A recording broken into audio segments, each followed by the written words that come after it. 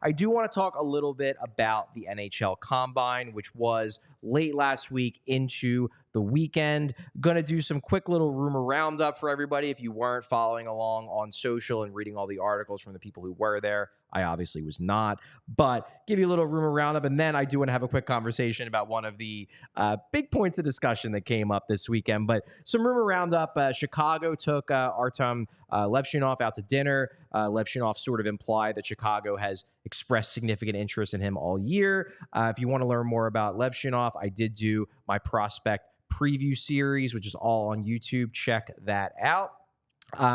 Interesting, though, the idea that maybe he might be the consensus favorite now to go number 2, which makes you wonder, with Ivan Demidov, where might he slip to? Could he slip all the way to 5? And Anaheim and Columbus, as rumored, go with defensemen. That's been the general consensus, that both those teams might be more looking on the defenseman side. Then there's Russ Cohen, who goes by Sportsology on Twitter. He's a good follow. He had some Flyers stuff. He said with regards to Carter Yakemchuk, he confirmed that Yakemchuk did speak with the Flyers. This is the quote, smiled.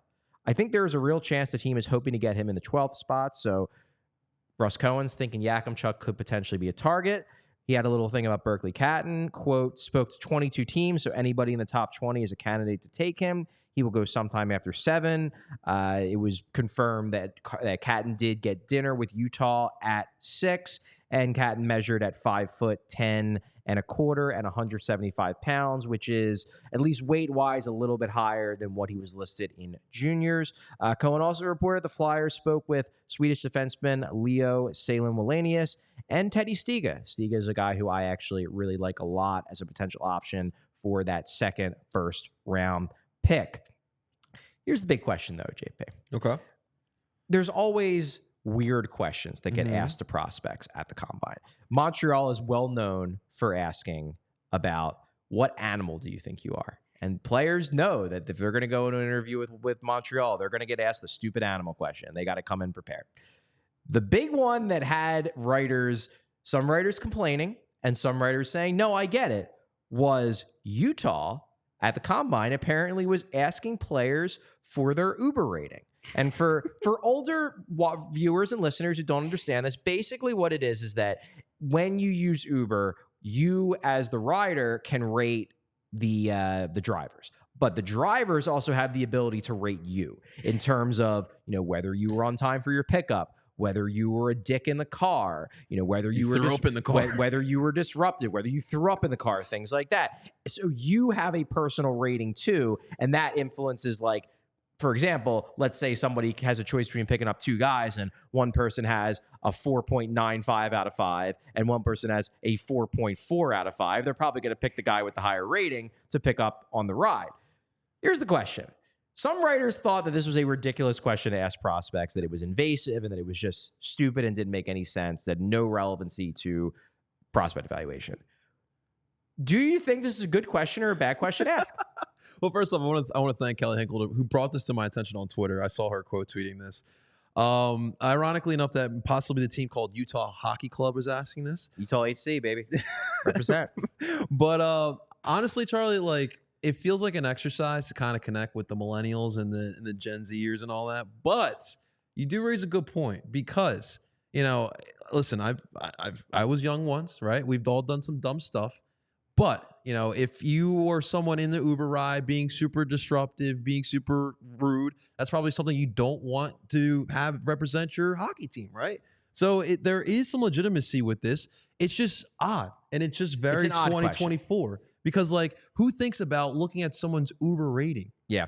It's a very weird question. I feel like for me with Uber ratings, the only time I ever think about it is like if I happen to be with a group of friends and it comes up, it's like, who has the highest Uber rating? And then we all look at it. And it's like, oh, who's the asshole with the 4.7? Man, like, how many times did you get blackout drunk in an Uber in your 20s? Literally. Like, it's just one of those stupid, like, conversations you have at, like, a house party or something and it turns into just, like, everybody laughing at somebody. But I personally actually kind of like it. And the reason is because I think, and this has always been my opinion, I think that you can learn maybe more than anything else about a person. You can learn more about watching how they treat service employees. So I'm talking about waiters and waitresses. I'm talking about, like people in a hotel, the people who clean your room, the people at the front desk, people on an airplane, people in the airport. Like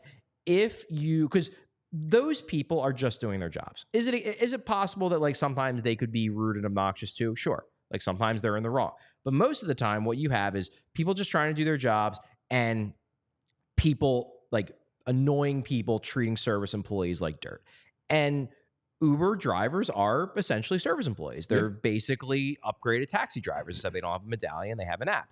And I think if you look at a kid's Uber number and it's real low, you have to wonder if because like, look, all these kids are on their best behavior at the combine when they're talking to GMs and scouts, because these are the people that hold their future in their hands and they're trying to put on their best impression.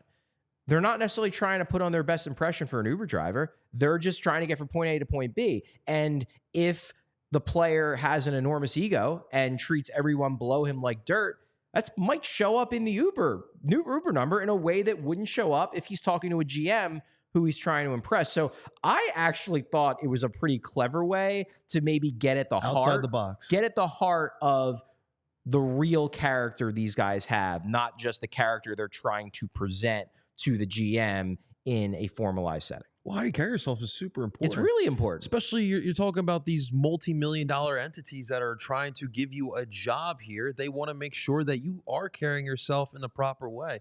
Because God forbid, you don't want to have an issue where, a story comes out in the next couple of years of you being an a-hole. And not even that. Like, yes, when this prospect has a meeting with the GM or, the assistant GM or one of the lead scouts or whatever, they're going to be on their best behavior.